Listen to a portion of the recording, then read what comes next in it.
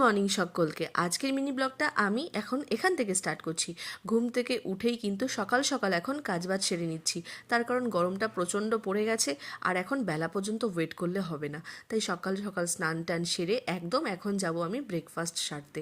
আর আজকে আমাদের ব্রেকফাস্টে হয়েছিল গরম গরম লুচি আর হচ্ছে হিং দিয়ে ছোলার ডাল। খাওয়া দাওয়া শেষ করেই ঝটপট শুরু করে দিলাম কাজবাজ, মানে রান্নাবান্না সারতে।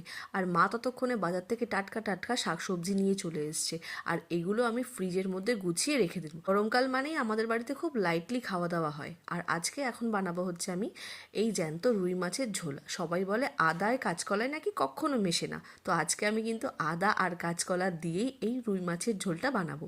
আর সিম্পল খাওয়া দাওয়া তোমাদেরকে বললামই, গরম মানেই। আর তারপরে আমি এখন প্রেগনেন্ট, হালকা খাবার তো খেতেই হবে। আর সুন্দর মা কলমি শাক নিয়ে এসেছিলো একদম টাটকা, সেটা আমি এখন রসুন দিয়ে ভেজে নেব। যাই হোক, আজকের ভিডিওটা ভালো লাগলে কিন্তু অবশ্যই একটা লাইক আর চ্যানেলটাকে সাবস্ক্রাইব করুন।